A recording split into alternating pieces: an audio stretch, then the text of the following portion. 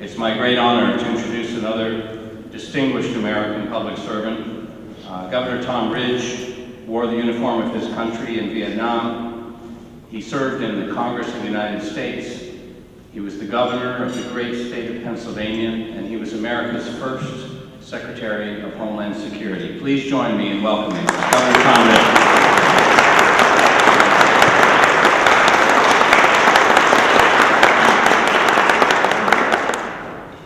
Well, as always, there's a very kind introduction and a very warm reception, and I thank you for that.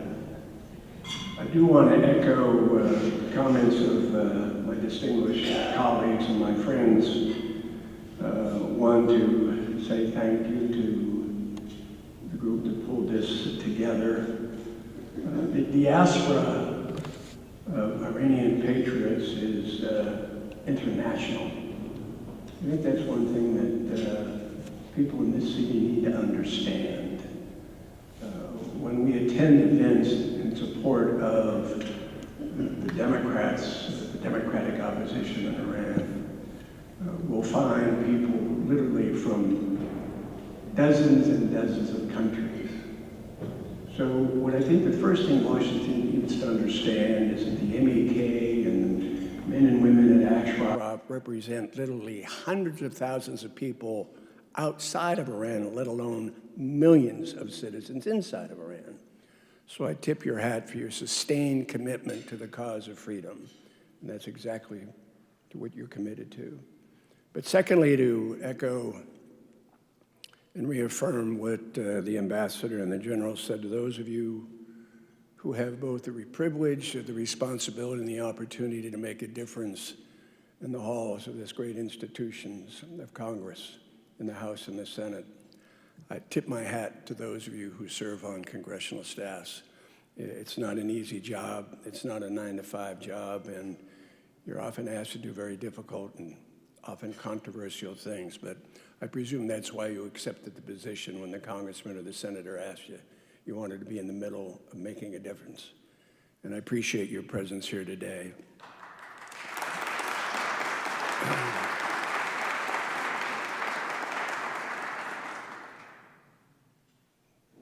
I had some remarks I'm going to put aside a little bit because my friend the general gave me an opportunity during his kind remarks and very thoughtful and poignant remarks to remind me of why I got involved even before the general did. It was shortly after I left the Department of Homeland Security.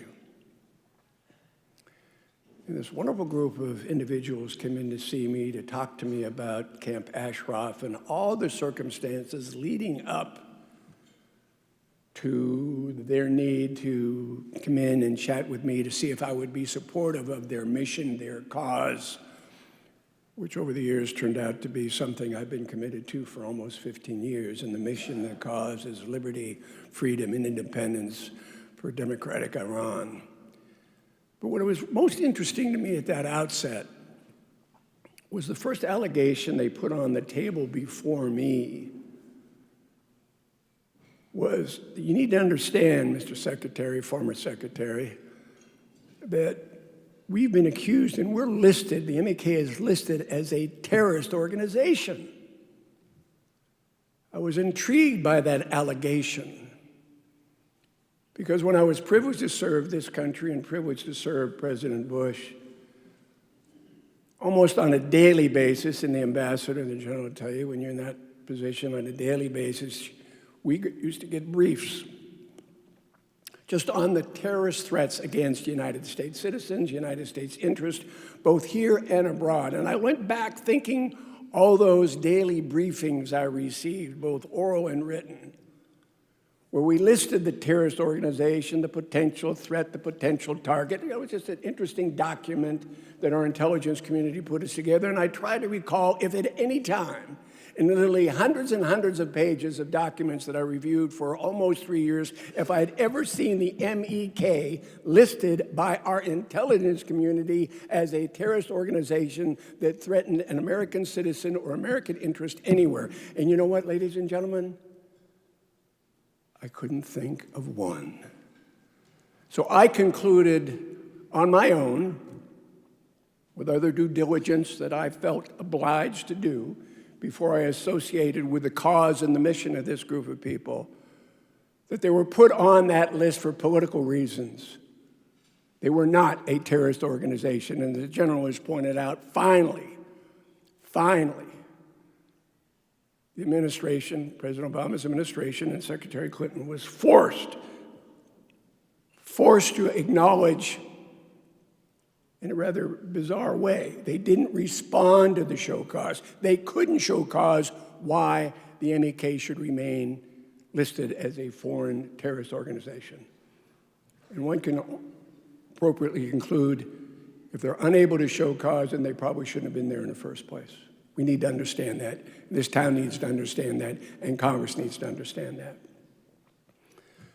Secondly, I'm not going to revisit the horror stories associated with what the Iraqis and the Iranians did to the residents of Ashraf and the painful process as American citizens. And by the way, those of us who support, and you need to know this, the cause and the mission of a free and independent, pluralistic, democratic, non-nuclear Iran,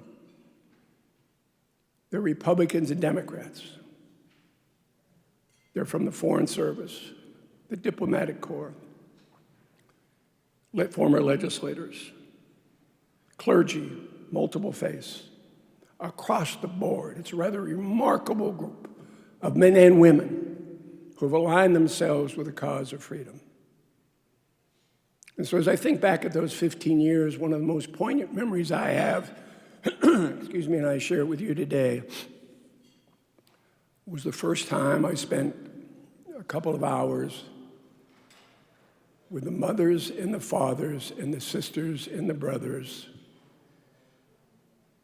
of those who for the past 20 or 30 years had been persecuted, tortured, imprisoned, and killed because of their political beliefs, political views in Iran. Pretty difficult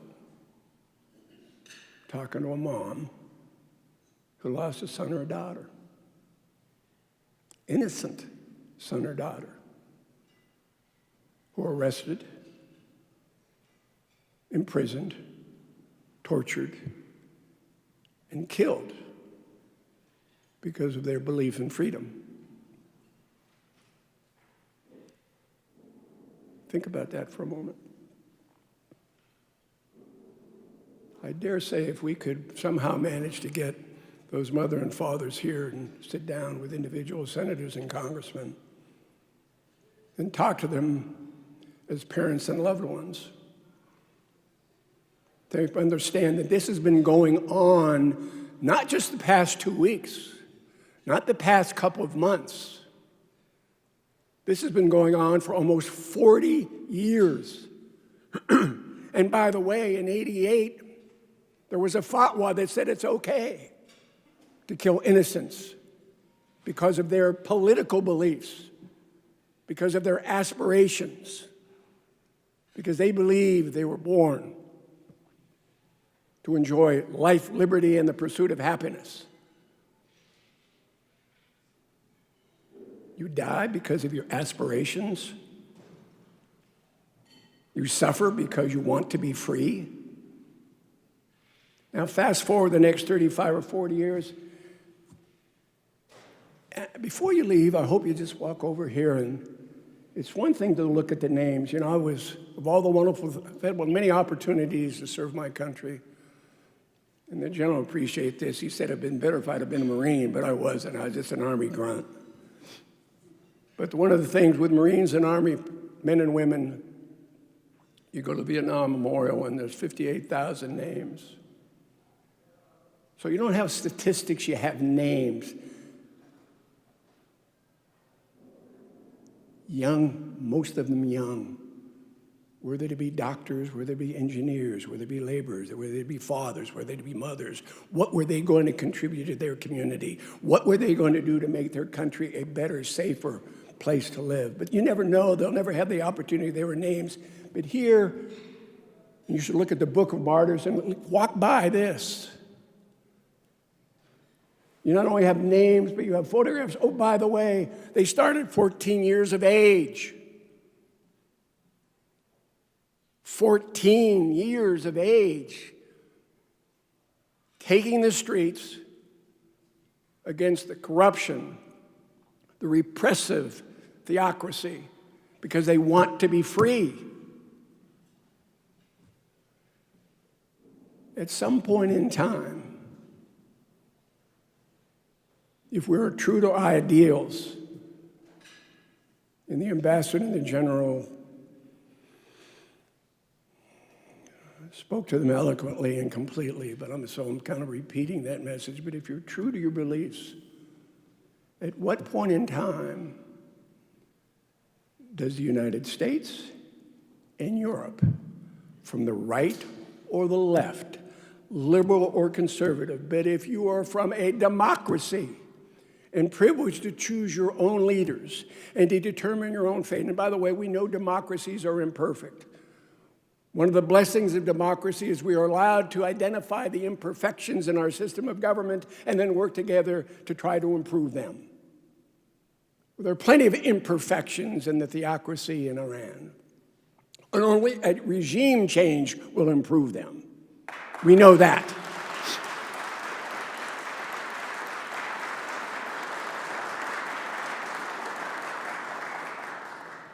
But it's certainly about time that the democracies of the world not only send representatives and spokespeople to the gatherings we have either in the United States or overseas, but in a more formal way, publicly, not only denounce the barbaric acts of this Iranian regime.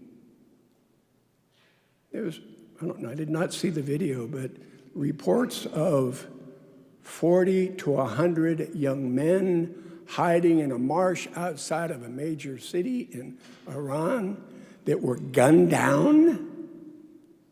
Innocents, young innocents, gunned down because of their aspiration to be free, to be self-governing, to live in a democracy. And at what point in time does 40 years of horror, 40 years of repressive action, the killing of innocents, at what time does Europe and the United States say enough and enough and publicly not only condemn the regime, but embrace the MEK as the only democratic alternative to the theocracy? It's about time.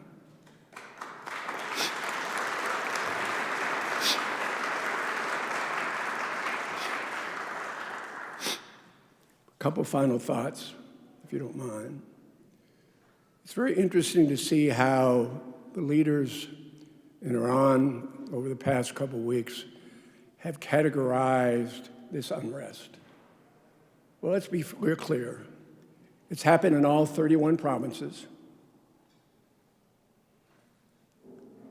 in almost 200 cities, hundreds killed, thousands wounded, 4,000 to 5,000, and as many as 10,000 to 12,000 already retained, and the numbers are going to continue to go up.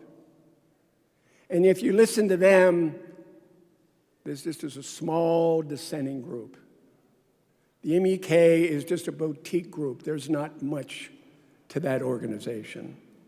There's just a small cadre of dissidents. Well, the numbers don't lie and the facts don't lie. 31 provinces, 200 cities. You've arrested or killed almost 20,000 of them already. I don't think it's a small group. It's a national appeal for justice and freedom and independence. And I was reminded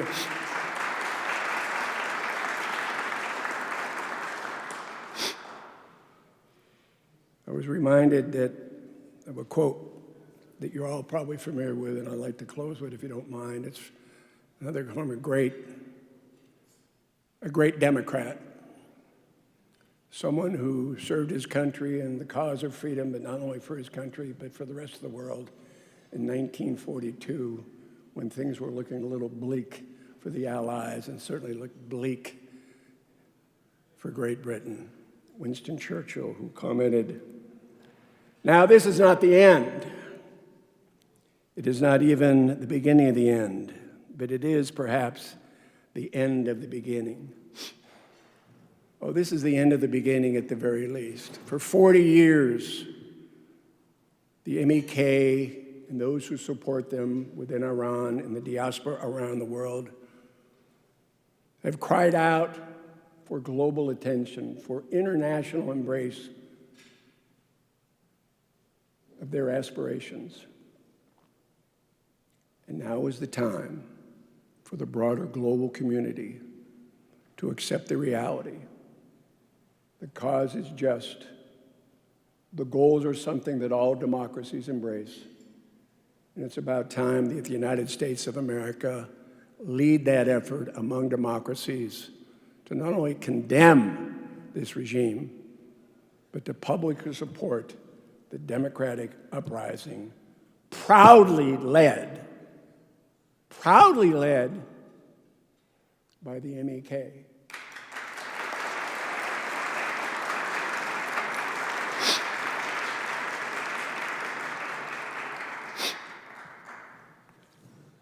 Unfortunately, those of us who've been in the military, and we don't have to be in the military, but you know your history, the price of freedom is blood and treasure. And for 40 years, there's been a lot of blood spilt by Iranian patriots. Probably now into the third generation. We need to understand and embrace it. The cause is just. Liberty, independence, freedom, and opportunity. A non-nuclear neighbor in the region. Separation of church and state. A democracy that embraces its proud past, recognizes its imperfections as democracy does, and then builds on that proud history and heritage of a great country. It's about time the world recognizes that the alternative is the MEK. Thank you very much.